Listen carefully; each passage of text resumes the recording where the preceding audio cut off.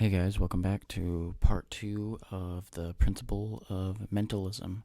We're going off of the the Kybalion here, the book The Kybalion by the Three Initiates. Last time we spoke upon we defined God is what we did last time. We made a few kind of pretty bold statements on God, and we made a definition of God, and we're going to pretty much build on that, and we're going to attempt to describe the principle of mentalism, which is the first hermetic principle as described in the Kybalion, and we're going to attempt to explain the principle of mentalism, which would be the universe itself is mental, or, as I like to say it, the universe is God's mind. All right? So we're going to kind of move with what we did before. So before we made a brief definition of God. We described God as being infinite. We described God as being,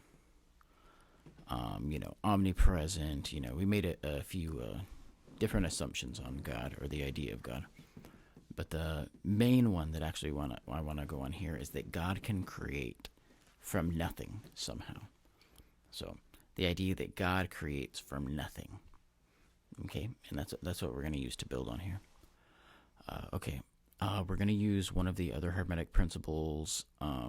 It'd be the principle of correspondence, as above, so below. I'm sure a lot of you have heard that before. As above, so below. It'd be kind of the idea of, like, for instance, the moon moves the tides. Things that go up on in heaven, affect us here, or as in the heavens, not necessarily heaven in a fantasy way, but as in, like, things that happen on a larger scale also affect us on a smaller scale, whether it be the macrocosm, mediocosm, or the microcosm. So anyways, the law of correspondence says, as above, so below. And we're going to attempt to use that to try to figure out how God could create something from nothing. Okay, so God can create from nothing. So we're going to try to use the law of correspondence to try to describe that.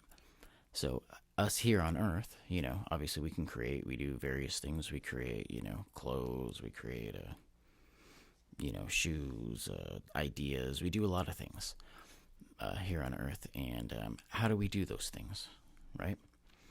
So, for instance, we create things like, maybe we build things. We could build a house, right? Maybe possibly we could use that as an example to try to figure out how God would have created the universe.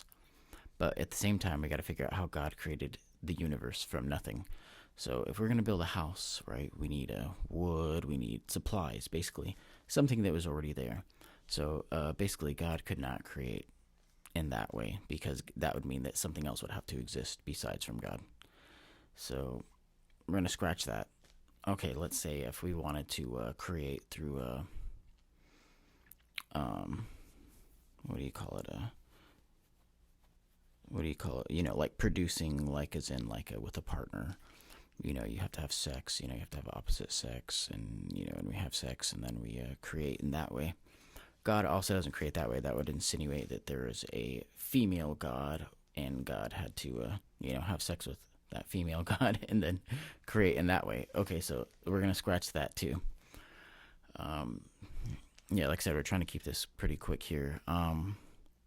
So what is a way that God can create without having to have some other medium or something else in the way here? Basically, obviously I already know the answer. I'm just kind of building up to it. The answer would be, in your brain, imagine the color orange. All right, I'm assuming you know the color orange. Well, hopefully, if you're not colorblind. If you're colorblind, you can imagine the color black or something. Sorry if anybody's colorblind. Anyways, but my hat is orange. We can imagine the color orange. Basically, we created in our imagination that color. We can create in our minds, right? You can create a lot of things. You can create a story. You can create a lot of things in your mind. And that's the only way us as humans can create something from completely nothing.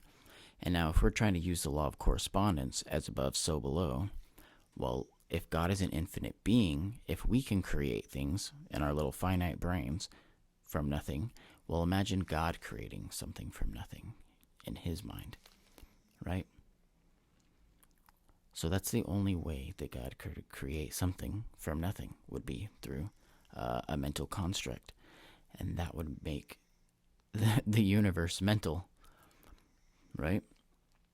Now we're going to take it a step further. Now imagine if the universe is mental.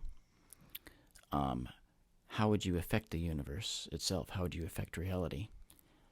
Are you going to do it from, I don't know, beating with a hammer or something like that? Probably not. The way that we do anything, actually, is through our minds. It doesn't matter what you want to create. First you imagine it. It doesn't matter what you want to do. Everything, it's all through your mind. We do it through our minds, therefore we affect reality. Therefore, that is the principle of mentalism. The universe is mental. This is God's mind.